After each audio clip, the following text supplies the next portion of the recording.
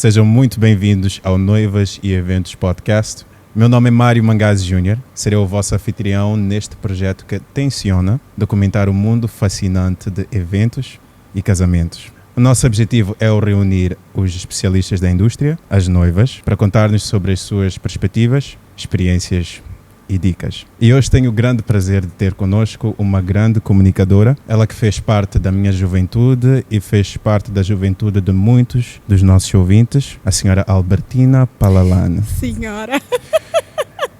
Olá, Eu Mário. conheci a Albertina em 2019, quando ela se casou cá, na Folha Verde, e ela está neste momento a trabalhar no Reino Unido como gestora de relações públicas numa empresa renomada. Tive a oportunidade de aproveitar enquanto ela visita a sua terra natal para ter esta conversa. Albertina, bem-vinda ao podcast. Muito obrigada, Mário. Muito obrigada a todos que estão a acompanhar-nos, a equipe que está aqui a gravar-nos. É sempre um prazer estar aqui na Folha Verde. É sempre um prazer poder interagir com as pessoas, poder comunicar e falar sobre casamentos. É muito interessante. É um momento... a festa é um momento marcante, mas também, é claro, toda a experiência, poder partilhar o que eu tenho a falar sobre o casamento é bom. So, muito obrigada pelo convite. Tu és uma comunicadora profissional. Eu estou curioso, a tua veia comunicadora, como é que ela se manifestou em ti mesmo antes da tua carreira? Como é que se manifestou em ti como filha, irmã, amiga e hoje como esposa? Exato. Para te ser sincera, eu, quando era criança, quando era pequena, era daquelas crianças muito fofoqueiras. Gostava de falar, gostava de interagir, contava o segredo deste para aquele, daquele para aquele. Os meus irmãos tinham muitos problemas comigo. Então, quando tinha 7 anos, sim, em 1998, tinha 7 anos, tinha um programa da rádio, de criança para criança. E o que acontecia é que eu ligava todas as semanas para aquele programa, para pedir músicas, para interagir, e a conta de telefone, era telefone fixo na altura, ficou muito alta durante meses. Então meu pai procura saber quem é essa pessoa que está sempre a fazer chamadas. Sabes como é que a rádio põe-te à espera, tu ficas muito tempo. E quando descobriu que era eu que estava a fazer as chamadas para a rádio, ele entrou em contato com a rádio e a rádio disse: por acaso, nós queremos saber, queremos conhecer quem é esta menina que liga a toda hora, que quer sempre falar connosco. E eles chamaram-me para a rádio, e quando eu cheguei lá, acho que foi o momento que eu descobri que comunicação era para mim, porque gostei tanto da interação, gostei tanto da oportunidade de poder partilhar aquilo que eu tinha a falar com tanta gente. E foi assim que começou, em 1998, na Rádio Moçambique, emissora provincial de Sofala, na Beira. Iniciaste a tua carreira na rádio e mais tarde foste para a televisão. Sim. Tens alguma memória que hoje tu vês e notas que foi muito formativa para ti como profissional? São várias, mas se tivesse que selecionar uma, é uma memória que não é tão boa, mas que eu acho que contribuiu para eu ser a profissional e a pessoa que eu hoje sou. Eu fazia rádio e depois tive a oportunidade de fazer um bocadinho de televisão a nível local, na TVM, mas que transmitia somente para a província de Sofala. E teve um casting para o Roda Viva, que era um programa que seria a nível nacional. E é claro, eu, como já trabalhava com televisão, trabalhava com rádio, achava que, pronto, já era a posição era minha, estava garantida e tal. Fiz o casting e quando saiu a seleção, o meu nome não estava lá. Eu chorei tanto, sabes? Chorei tanto, fiquei tão triste. Eu era pequena, acho que tinha o quê? Tinha 10, 11 anos. E eu não estava a entender porque que eu não fui selecionada, porque que eu não estava lá. E o meu pai foi uma das pessoas que acalmou-me e disse: olha, na vida é assim, tu vais ter oportunidades que vão aparecer, algumas vão ser para ti, outras não. O que tu tens que fazer é ter paciência e continuar a trabalhar. E foi o que eu fiz, continuei com o meu programa da Rádio Moçambique e 1 ou 2 anos depois, a equipe de Roda Viva precisava de uma terceira pessoa para fazer parte da equipe e eles chamaram-me. E foi assim que eu fiz esta transição para a televisão. Então não fui a primeira escolha no casting, mas porque eu continuei a trabalhar, não desisti, continuei a fazer o meu programa. Depois tive esta outra oportunidade e pronto, já aqui estou. Então tu tiveste uma carreira rica aqui em Moçambique como jornalista, não só na rádio e na televisão. Hoje estás a trabalhar como gestora de relações públicas no Reino Unido. Sim. A tua experiência como profissional cá em Moçambique, achas que de que maneira é que ela te dotou de habilidades que te destacaram no mercado competitivo de fora? Uma vantagem e que nem tem a ver assim muito com a carreira, mas é uma das facilidades que eu acho que muitos moçambicanos podem tirar proveito, a questão da língua. Porque está-se a falar de uma empresa no Reino Unido que tem minas, é a Gemfields, e tem uma das minas está cá em Moçambique, que é a MRM. E eles, é claro, precisam de pessoas, de profissionais que também falem a língua local, que neste caso é português. Então a língua, por exemplo, foi uma mais-valia. Porque no mercado internacional o que nós temos que trazer é o diferencial. Porque, para te ser sincera, Londres tem os melhores profissionais do mundo em todas as áreas. Então, para tu entrares neste mercado e poderes competir com todas aquelas outras pessoas, tu tens que trazer algo de diferente. Então, a língua foi um destes pontos. Os contactos que eu tenho, porque trabalhei tanto tempo aqui na comunicação, conheço os editores, conheço os jornalistas, então é fácil interagir. E, acima de tudo, eu acho que a simpatia que nós moçambicanos temos e a paciência ajuda imenso, porque estou a trabalhar numa empresa que é internacional, interage com vários países, e uma coisa que é unânime para toda a gente é tu tens muita paciência e tu te preocupas muito com os assuntos, coisas que as pessoas são muito práticas e fazem, entregam. Eu sempre procuro saber, sempre interajo, sempre, às vezes até falo da vida pessoal um bocadinho só para deixar a pessoa mais confortável. E são coisas que eu aprendi cá, são coisas de Moçambique. Então eu acho que é importante nós tirarmos proveito daquilo que nos torna diferentes, porque é assim que nós conseguimos vencer no mercado internacional. Ótimo.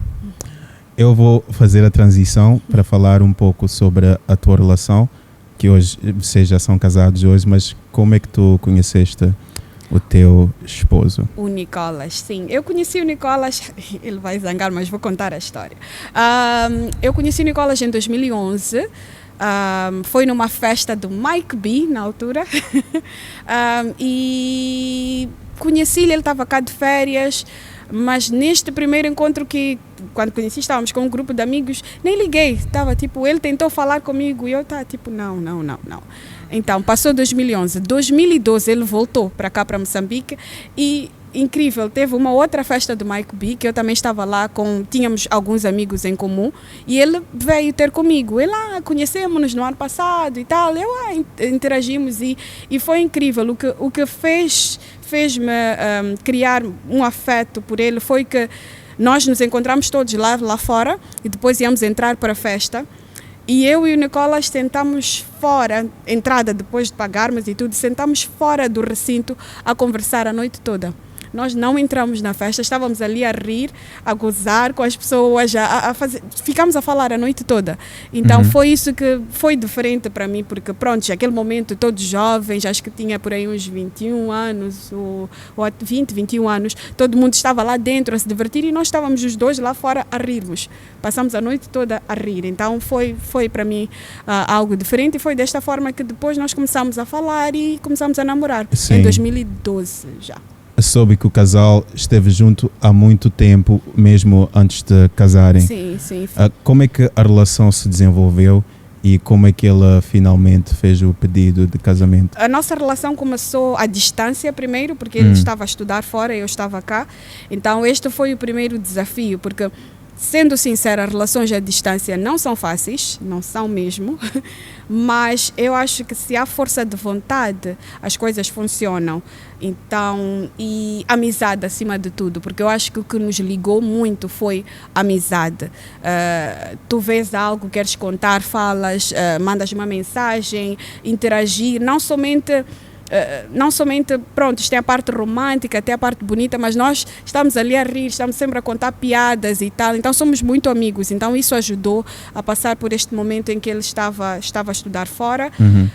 E depois, é claro, ele voltou, a relação continuou, as nossas famílias também deram-se muito bem, eu acho que também ajudou, porque não houve muito drama à volta da nossa relação. E quando nós decidimos, foi uma decisão mútua, não houve aquela coisa do pedido, velas e tal.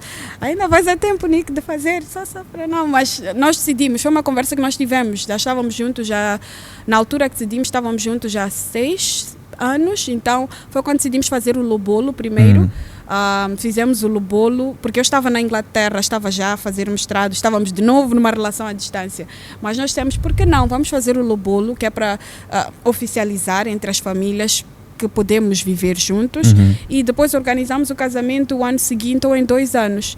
E foi assim, desta forma que nós fizemos, a família aceitou, fizemos o lobolo primeiro, eu fui estudar, voltei, e depois nós fizemos o casamento oficial, não é? Mas já estávamos a viver juntos quando tivemos o nosso casamento civil. Sim, é bem sabido que tu estás numa carreira muito exigente, e ele também, creio eu. Como é que foi este desafio de poder manejar esta relação que estava a crescer, mas também manter o compromisso com o trabalho? Não, eu acho que o importante é saber diferenciar as coisas, saber respeitar o tempo que temos que ter para os nossos parceiros. Trabalhar é muito bom, e olha que eu sou o que dizem workaholic, ou alguém que gosta de trabalhar, ele também é assim, mas é importante criar espaço ou tempo a 2. Isso salva muito a relação, porque nós temos todos uma vida corrida ultimamente, e mesmo antes, porque teve um tempo que eu, quando fazia televisão, também apresentava casamentos, por exemplo. Já apresentei como vários MC, casamentos. não é? Exato, já apresentei vários eventos aqui na Folha Verde. E o que aconteceu foi que eu notei que durante a semana eu estava a trabalhar, eu entrava às 10, às vezes saía às 21, por exemplo. Ou às vezes entrava às 5 horas quando fazia o Bom Dia e tinha que sair muito tarde. E aos finais de semana estava a apresentar casamentos, que basicamente é um evento do dia todo. E se fazes um casamento sexta, outro sábado, e depois domingo, xigiane, às vezes não tens tempo. E eu tive que fazer uma escolha, que foi parar de fazer casamentos, porque não havia espaço para nós estarmos juntos. Então limitei muito os casamentos que eu fazia, comecei a aceitar somente um e outro evento, passei até a fazer mais eventos corporativos, porque estes eram durante a semana, que era para eu poder, que era para eu poder ter o final de semana para estar com ele, com o Nicolas, e também com a minha família, não é? Sim. Porque eu sei que não é uma decisão fácil, porque todos nós precisamos de dinheiro, precisamos de renda, mas é importante de vez em quando sacrificar um bocado, mas para ter um bom tempo com os nossos parceiros, com aqueles que nos são queridos. Ótimo, ótimo. Já na vida familiar, para quem acompanha a jornada da Albertina, sabe que viajar é uma paixão partilhada na família.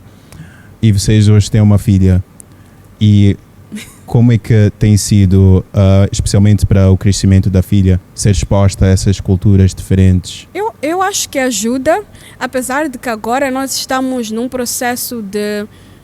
Temos que... O nosso grande foco é fazer com que a Nasha, que é a nossa filha, não perca as suas raízes, porque é muito fácil, se tu tens uma criança crescer num outro país, a realidade é que aquele país vai ser a única coisa que ela vai conhecer, ou vai ser algo que para ela vai ser normal. Então, uma coisa que nós estamos a tentar fazer é, sempre que possível, nós estamos aqui em Moçambique, interagimos com a família cá, todas as semanas, eu falo com ela em português, sempre que possível tentamos mostrar para ela que, olha, sim, estamos a viver aqui em Londres, mas tu és moçambicana. E temos uma cultura, temos raízes, temos coisas que nós temos que manter. Eu acho que para nós este é o maior desafio, em termos de fazer com que a Nasha entenda que ela é moçambicana, e que nós temos uma cultura, nós temos o nosso país, e que independentemente de onde ela estiver, ela tem que sempre reconhecer isso. Mas é sempre positivo ela também estar exposta a diferentes culturas, a diferentes ambientes, porque abre-te a mente. Tu começas a entender diversas formas de pensar, porque se tu te concentras somente naquilo que é o teu círculo, naquilo que são os teus amigos, tu vais pensar que aquilo é que é tudo, é o mundo. Às vezes até vais recusar outras ideias, recusar outras perspectivas, porque tu só conheces aquilo que tu estás a ver. Então, expondo a Nasha ao mundo, eu acho que abre-lhe a visão, abre-lhe a mente, para entender que existem diversas coisas, existem diversas perspectivas, existem diversas religiões, diversas culturas, e que todas têm que ser respeitadas. E isso ajuda muito, ela estando exposta a várias pessoas, a vários países. É importante. Como dizem, Londres é um melting pot. Em inglês dizem assim, que é um dizer que indica que Londres é um lugar onde tem várias culturas que misturam-se, Eu imagino que a sua filha está neste momento a crescer num ambiente em que muitos dos amigos dela vêm de diferentes países. É multicultural mesmo. Quando nós vamos buscar ela na creche, vês pais a falarem diversas línguas, não é só o inglês. E é interessante, é importante ela estar exposta a isto, porque de certa forma, por exemplo, acho que foi o ano passado, eles fizeram a celebração do Diwali. E ela veio para casa para mim e disse Happy Diwali. Eu fiquei tão feliz. Eu tenho algumas amigas indianas e eu até mandei o vídeo para elas. E elas ficaram tão felizes. Tipo, uau, a tua filha estava a celebrar Diwali. Então, é uma coisa muito boa. E é positivo neste sentido. Então, é importante e nós estamos a tentar tirar o maior proveito possível. Sim. Para quem te segue também sabe que tens uma vida familiar muito pública. Quais são os desafios de documentar o crescimento de uma criança e como é que tu lidas com esses desafios? Não, é realmente um desafio, porque é assim, apesar da minha vida ser pública, porque eu gosto de postar, eu posto, mas há um limite até onde eu posto. E normalmente uma coisa que eu sempre faço é, se eu posto, eu já não estou lá, ou já passou-se há um tempo, nunca é, por exemplo, no momento em que está a acontecer, acontecem várias vezes. Mas com a Nasha, o que acontece? A Nasha é a pessoa que eu mais amo no mundo. É a coisa mais preciosa que eu tenho na minha vida. É a pessoa que eu adoro e que passo a maior parte do tempo com ela. E é impossível eu não publicar algo com ela, porque cada coisa que ela faz, cada sorriso, cada passo, é algo que eu acho muito bonito e que acho que muitas outras mães também se identificam. Eu estava até agora a conversar com a Gisela um bocadinho, a contar algumas das peripécias, e elas também estavam a sorrir e falava também da experiência dela. Então eu gosto muito disso e já agora até falando, é algo que eu vou estar a trabalhar um bocadinho mais, que é falar sobre a maternidade, interagir, porque é uma comunidade muito grande, muito boa de apoio e precisamos. Sim. Todas nós precisamos. Então, eu uso as minhas plataformas mais para partilhar esses bons momentos, a minha filha, porque gosto dela, e também, de certa forma, foi um bocadinho de mandar uma mensagem, porque provavelmente, eu não sei se soube, mas a Nasha sofreu bullying há uma coisa de 1 ou 2 anos, em que algumas pessoas fizeram comentários maliciosos para ela, e na altura era uma criança de 1 ano, ou quase que nem tinha 1 ano. Então, o que eu noto é que muitos pais, principalmente pais que estão expostos, eles escondem os filhos depois disso acontecer. E eu disse, não, vão engolir agora, Nasha, vocês vão ver ela, eu não vou esconder a minha filha. E foi isso que eu fiz, por isso é que ela está sempre lá. Não acho que ninguém queira necessariamente fazer mal, mas eu decidi que não, eu vou mostrar, porque ela é uma pessoa que eu gosto, é claro, com medidas e sabendo o que mostrar, o que postar, não posto tudo, mas eu gosto, então ela está lá também, está. Mas é sempre um desafio, porque o meu marido, por exemplo, ele é um pouco mais contido. Ele não gosta tanto de postagens como eu e tal. Então é encontrar um balanço. Eu acho que o importante é o balanço sobre o que postar, o que revelar e quando revelar também é importante. Sim. Yeah. Eu pude observar, porque também fizeste um post no Instagram e eu aprecio muito esse gesto, porque se nós não denunciarmos este tipo de comportamentos, nós normalizamos. Exato. E há muita gente que tem paixão por partilhar as suas vidas, porque depois é silenciada, porque ela fica com medo de ter aquele feedback negativo do público. Exato. Enquanto o correto seria nós desencorajarmos esse tipo de comportamentos online. Exato, não, porque quando aconteceu eu lembro-me que a minha mãe disse, não fala nada, fica um tempo sem postar. Algumas pessoas também estavam tipo, não, fica um tempinho. Eu disse, não, eu vou postar, primeiro vou expor, vou falar, algumas pessoas, não todas, mas vou postar, porque se as pessoas têm coragem de colocar conteúdos, ou de assinarem ou de gozar, também devem ter a mesma coragem de estar expostas, porque é público, não é? Então foi o que eu fiz e eu decidi que não, eu não vou esconder a minha filha, eu vou mostrar. Quer que gostem, quer não gostem, vão ver a menina, está lá. Porque eu acho que o que nós temos que entender como pessoas é que não somos obrigados a gostar de tudo, isso é uma realidade, mas também não somos obrigados a ter que falar, ou a ter que denegrir, ou a ter que manchar, ou a ter que expressar algo que nós sabemos que vai ofender ou que vai causar dor nos outros. Nós temos que entender que há limites para aquilo que é a nossa liberdade, para que nós não causemos nenhuma dor às outras pessoas. Então, aquele meu post e mesmo o fato de eu continuar colocando ou expondo a minha filha nas redes sociais é mesmo para silenciar, porque foi o que aconteceu. Depois parou.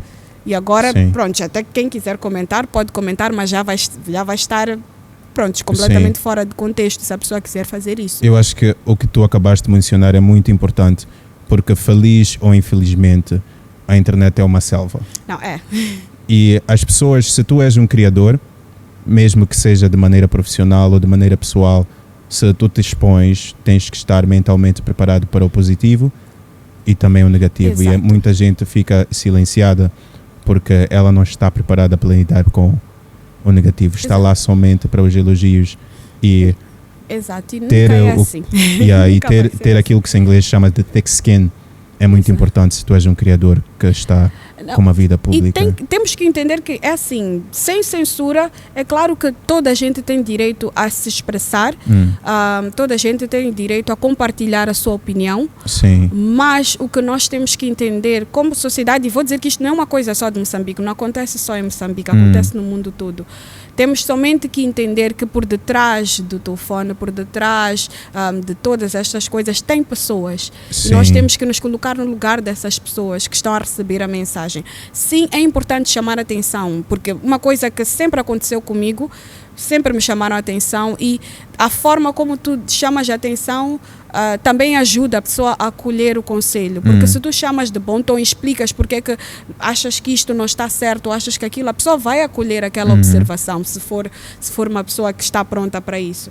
Agora, se nós ofendemos e fazemos piadas e achamos que tudo é uma brincadeira, também temos que estar prontos para lidar com as consequências disto que nós fazemos, que é de vez em quando a pessoa rebate ou fala e depois ficam ofendidos. Para quem? A maneira de transmitir a mensagem é tão importante como a mensagem. E às vezes passa, não precisa comentar. Se não gosta, passa. Exato. Não precisa comentar, aí está. Temos que começar a também praticar um bocadinho disso. Nem tudo que a gente vê é para falar, nem tudo que nós não gostamos é para falar. Temos que entender se a nossa opinião realmente vai contribuir em algo ou não. Se não vai, não fala. Eu pude acompanhar uma entrevista que fizeste pouco antes de te casares, em que mencionaste que também tu tiveste críticas dos teus amigos porque fazias parte de programas infantis e tu, com o conselho do teu pai, manteste-te firme. E já agora neste tópico, tu cresceste a fazer parte destes programas infantis, onde pudeste ter acesso e interagir com crianças de vários backgrounds, várias personalidades. De que maneira que esta experiência influenciou-te na maternidade? Para te ser sincera, não muito, porque assim, fazendo programas infantis e interagindo com crianças em termos de direitos, foi mais entretenimento, de certa forma. Tem a questão dos direitos da criança, mas era mais entretenimento para a criança. Estou a falar do Pirlim Pim Pim, era mais entretenimento e tal. No princípio da minha carreira, eu fiz alguns trabalhos em que falava sobre os direitos da criança. Fui a diversos distritos na província de Sofala, Manica, também para promover os direitos da criança. E eu acho que isso ajudou-me em termos de criar uma mentalidade e entender que nem todas as crianças têm as mesmas condições que eu ou passam pelo mesmo que eu estou a passar. Há crianças que estão em condições muito difíceis e que têm muitos desafios. E uma forma que eu acho que isso me ajuda na maternidade é talvez a transmissão de conhecimentos para a minha filha. Porque eu tento agora, ela ainda é muito pequena, não entende grande parte das coisas, mas eu acho que vai ser importante a partir de uma certa idade mostrar para ela que nem tudo é bom, nem todas as crianças têm os mesmos privilégios que ela tem. E isso torna a pessoa muito madura, porque eu cresci num ambiente em que tinha condições mínimas, tinha alguns amigos também que tinham excelentes condições, e poder fazer rádio, estar sempre a interagir com crianças de outros distritos, de outras realidades, sempre me fez ser mais realista. Eu estava no mundo real, porque Sim. às vezes nós vivemos numa bolha que o nosso círculo de amigos, o círculo em que nós estamos envolvidos, cria-nos. E nós não vemos a realidade de muitas outras pessoas. Trabalhar com a Rádio Moçambique, trabalhar com a televisão de Moçambique, colocou-me sempre próxima a todas estas pessoas. E mesmo tendo os meus amigos que tinham uma realidade completamente diferente, mais privilegiada, eu sempre fui aquela pessoa que chegava às vezes, durante 1 ou 2 dias eu tinha que viajar para Chibabava, para um outro distrito, que a realidade era completamente diferente, para poder ir cobrir direitos da criança. E isso transformou-me, fez-me uma pessoa mais realista, mais em contacto com aquilo que é a realidade de muitos moçambicanos, e tentei transmitir isso para os meus amigos. Agora, voltando para a tua questão, porque tu perguntavas sobre como é que isto influencia em criar a minha filha, é mais nesta perspectiva de quando ela tiver a idade, eu tenho que mostrar para ela que nem todas as crianças têm as mesmas facilidades que ela tem, e que ela tem que entender e tem que respeitar isso. E na medida do possível, quando crescer, fazer alguma coisa também para ajudar, da mesma forma que nós, os pais dela, sempre tentamos ajudar. Sim. Ótimo. Voltando à relação e ao casamento, de tantos espaços que vocês poderiam escolher, o que é que fez com que a Folha Verde se destacasse como o local onde vocês iriam fazer a vossa festa de casamento? Sabe? E deixa-me dizer-te uma coisa, foi uma coincidência, porque nós tivemos tantos amigos que casaram no mesmo ano, e acho que grande parte de nós veio fazer o casamento cá na Folha Verde. O que fez-nos vir a Folha Verde, eu acho que foi uma questão mais histórica, em termos de nós já participamos de tantos eventos aqui na Folha Verde. O espaço é muito bonito, o jardim para fazer o civil é algo espetacular. Então nós decidimos que não, porque não Folha Verde? Porque vocês têm muitas opções cá, mesmo em termos de conceito do que tu queres fazer para o casamento. Se queres um casamento mais rústico, tens uma sala um bocadinho mais que pode se ajustar a isso. Se queres um casamento maior, também vocês têm uma sala que se ajusta. Então foi a história, foi a flexibilidade do local e também a beleza do jardim. Foram essas 3 coisas que nos fizeram escolher a Folha Verde para o casamento. Sim. Tiveste uma decoração muito destacada e personalizada. Havia muita junção de cores, e uma observação que eu fiz hoje também e que fiz no teu dia de casamento é que havia muitos desenhos florais, não só no teu vestido de noiva, na tua tiara, nos vestidos das damas, que tinham um vestido creme cheio de flores também. E havia muitos arranjos florais aqui à volta da sala. Como é que podes nos explicar as razões por detrás das tuas escolhas de decoração no dia do casamento? Para a decoração do casamento, para te ser sincera, tive que ceder algumas coisas para as nossas mães, porque eu, em termos de cores, é o que eu estava a explicar-te, foi uma coincidência quando tu falaste das flores do casamento. Eu disse, por acaso, porque em termos de cores, principalmente naquela época, eu era uma pessoa que gostava muito de preto, de cores escuras, e eu até para o casamento, por exemplo, flores, eu queria catos. Queria uma decoração mais afro, queria uma coisa um bocado diferente daquilo que acabou ficando. Sim. Mas algo que eu tive que entender com a cerimônia, e nós temos que entender, culturalmente o casamento cá em Moçambique, sim, é nosso, estamos a organizar e tal, mas é também algo familiar.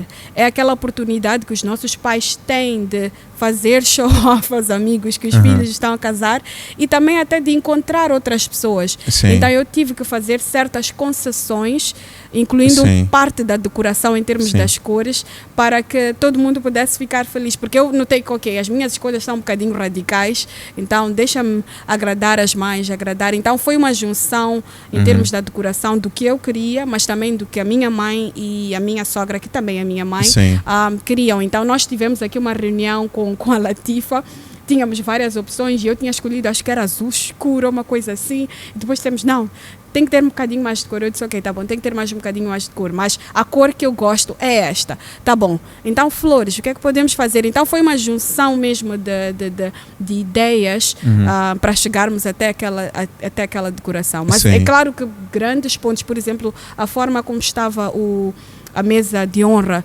eu é que escolhi. Os arranjos, a forma como estavam, eu também escolhi.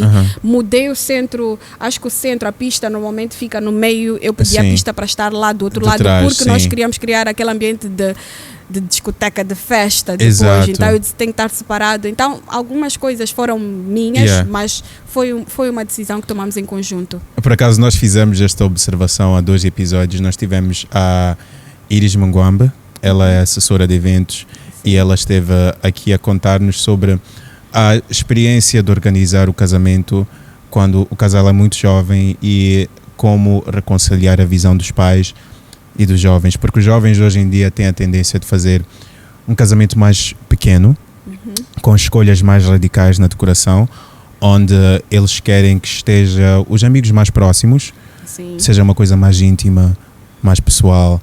E aqui em Moçambique nós temos a tradição de ter um casamento alargado, onde a família extensiva está toda lá presente.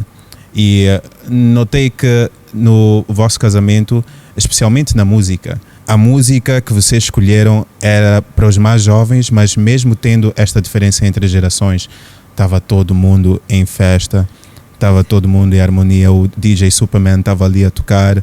E foi uma coisa espetacular. E eu acho que é importante encontrar o balanço. Não existe uma receita única para que vá funcionar para todos. O que nós temos que entender é a nossa família, temos que olhar para aquela que é a nossa família, o que o casal quer também é importante para que o casal possa se identificar com o casamento. Exato. E tentar encontrar um balanço, porque eu também não critico os casamentos que estão a acontecer hoje, que são mais jovens, que têm menos gente. Quem me dera às vezes poder fazer um casamento assim pequeno, porque eu poderia personalizar um bocadinho melhor. Mas também não me arrependo do que fiz, porque foi um momento para ter as famílias unidas. Foi um momento que os mais velhos gostaram, tanto como os mais novos, toda a gente se divertiu. Então eu acho que não existe uma receita única. O casal tem que se decidir em termos do que quer e conciliar também e trabalhar com a família, porque o casamento não é somente o casal. Diferente do que acontece em outros países europeus, em que o casamento acaba sendo mais centrado no casal. Nós, africanos, o casamento não é só do casal, é da família. Exato. Então, para evitar problemas, e esses problemas às vezes até podem transpor para o próprio casamento, é sempre bom tentar conciliar. É aquilo que diziam, escolha as suas batalhas. Há certas coisas que eu cedia e dizia, ok, querem, tá bom, façam. E quando eram certas coisas que eu realmente não queria, aí eu já era um bocadinho mais firme, de dizer, ok, isto eu não concordo, eu não quero, vamos fazer desta forma que possa ser melhor e tal. Então tem que haver este balanço. Caso possas partilhar, quais são as tuas decisões inegociáveis no teu casamento? As decisões inegociáveis, estou a tentar lembrar-me uma que não seja muito controversa. Deixa-me ver. Eu acho que primeiro a estrutura do casamento, em termos de não termos muitos discursos. Não, eu tenho traumas. Acho que como apresentadora de casamento, eu tenho traumas de casamentos que levaram 1h30 de discursos. Aquele momento ninguém já está a ouvir, está todo mundo a andar, está todo. Então, para mim foi uma coisa de olha, temos que ser bem concisos no número de pessoas que falam. Eu não quero, sei que as pessoas ficam emocionadas e depois querem falar, mas eu limitei, eu fui bem firme nessa parte. Depois a outra parte que não fazia muito sentido para o casamento, mas que depois ficou uma homenagem bonita, que pronto, também ninguém contestou, foi para o meu pai. Eu disse que nós tínhamos que ter primeiro 1 minuto de silêncio, apesar de ser uma festa, um momento de celebração. Se hoje eu estou cá, se hoje eu sou a pessoa que sou, é por causa do meu pai. E também uma amiga que eu acabava de perder naquele ano, que seria uma das damas. Então eu pedi 1 minuto de silêncio para elas. Então ninguém contestou e eu disse, olha, isto tem que acontecer. E também tivemos uma mesa, acho que alguns pedidos que foram... mesa de sobremesa, eu pedi para ter algumas sobremesas de maçã, porque tem uma história associada ao meu pai ligada a maçãs. Não sei se tem tempo para contar. Tem tempo para contar? Fica à vontade. Ok. Então, o que é que acontece? O meu pai, sempre que nós íamos a Zandamela, que é de onde ele nasceu e onde aconteceu o enterro dele, nós sempre que íamos a Zandamela, todos os anos, levávamos maçãs. E nós nunca entendemos por que temos que levar maçãs para Zandamela. Lá tem tanta fruta, jambalão, tem tudo. Por que temos sempre que levar maçã? E ele disse, olha, sabes que é uma piada entre eu e os meus irmãos. Por quê? Quando nós estávamos a crescer, nós, na altura, tempo colonial, quando passavam os carros e tinham, claro, os portugueses e tal, eles descascavam as maçãs ali naquela paragem de Zandamela e deitavam as cascas. E eles nunca, como não havia condições, eles comiam aquelas cascas para poder saber o que é, para saber o que é, qual é o sabor da maçã. Então, o que eles prometeram, quando nós crescermos, quando tivermos dinheiro, nós vamos comprar maçãs. Então, é uma piada interna dele e dos irmãos que acabou virando uma pequena tradição que sempre ele levava maçãs para Zandamela, sempre que íamos a Zandamela, levava maçãs. Então, eu pedi, por exemplo, no casamento, foi uma das coisas, foi tão estranho, mas eu disse, eu quero ter sobremesas que tenham maçã, mas é uma piada interna e é uma mensagem que eu estava a mandar. Os meus irmãos riram, a minha mãe riu, as pessoas que entenderam riram porque viram a mensagem, a ligação que tinha com o meu pai. Então foram estas coisinhas e mais algumas mais controversas, mas não vou dizer. Yeah, that's a bittersweet story. Yeah. Tu hoje tens uma carreira de sucesso no jornalismo aqui em Moçambique. Para aquelas jovens que querem seguir os teus passos, que conselhos é que tu darias para elas que querem iniciar a carreira? Ia dizer que paciência, muita paciência acima de tudo. As coisas não são fáceis, nunca serão. Se forem fáceis, duvida. Porque há muitos desafios que se colocam para os jovens nos dias de hoje. E eu até arrisco-me a dizer que nós tivemos facilidades na época, eu tive facilidades na época que cresci. Primeiro, porque a televisão ainda era algo, para crianças ainda era algo muito inicial, não havia tanta oferta, então praticamente tínhamos domínio da televisão e estava tudo concentrado, então era mais fácil tu triunfares ou tu venceres na televisão. Hoje em dia tu tens mais opções e é muito mais difícil tu teres o destaque que toda a gente almeja. Sim. Então já é difícil por causa disso, então o trabalho tem que ser a dobrar. E a outra coisa que eu ia aconselhar é continuar sempre a aprender, sempre a treinar, sempre a procurar melhorar. Porque o que acontece, isso não é somente dos jovens agora, é a minha geração, é a geração passada. Quando nós atingimos um certo nível que nós achamos que estamos bem, acomodamos. E isso, principalmente na área da comunicação, que cada dia tem uma coisa nova, é o que acaba destruindo carreiras e as pessoas acabam ficando frustradas. Então, procure sempre inovar, procure sempre, não precisa de sair da sua área de conforto, mas procure sempre aprender e sempre olhar para o que o mercado está a oferecer, que é para nós não ficarmos estagnados e depois ficarmos frustrados. Então, paciência, resiliência e tentar sempre empreender e aprender. Eu acho que seriam os principais conselhos que eu ia dar para jovens. Nada vem fácil, é preciso lutar, é preciso acreditar. Então, continuem. Se acharem que é o que querem seguir, é o que querem fazer, continuem, invistam em vocês e pronto. Estás hoje a trabalhar numa empresa renomada no Reino Unido, capitalizando nas habilidades que tu ganhaste como jornalista aqui em Moçambique. Sim. Quais são as tuas ambições para o teu futuro? Exato, as minhas ambições, agora eu estava numa fase de adaptação primeiro, porque a vida em Londres, no Reino Unido, é diferente da nossa cá, em termos de ajuda, principalmente porque tenho uma bebé que agora, pronto, ainda já nem é bebé. É um pouco mais complicado porque tu não tens a família, tu não tens babá, tu não tens alguém que te ajude constantemente com a limpeza, coisas que cá nós temos facilidade para ter. E temos o privilégio, para quem tem este privilégio, porque nem toda a gente tem, mas para quem tem este privilégio. E isto faz muita diferença em termos de como tu vais gerir a tua vida e como tu, como profissional, vais trabalhar. Mas o importante é tentar sempre adaptar aquela que é a nova realidade, entender como é que as outras pessoas à volta estão a fazer, estão a conseguir e tentar engrenar. Então, este tem sido primeiro uma fase de ajuste para mim. Então, agora que eu já estou mais confortável, o que eu quero é continuar, é claro, na empresa que eu estou, porque adoro imenso. O trabalho é muito bom e tem a ligação com Moçambique, então sempre tenho a oportunidade de falar com colegas moçambicanos. Mas, acima de tudo, eu tenho a paixão agora por saúde materno-infantil. Então tenho alguns projetos meus pessoais que vou desempenhar, porque eu acho que estava a faltar esta componente na minha vida, porque sim, trabalhar é bom, estar lá é bom, mas eu sempre fiz algo social e parar de fazer isso, parar de comunicar, não estava a me fazer muito bem.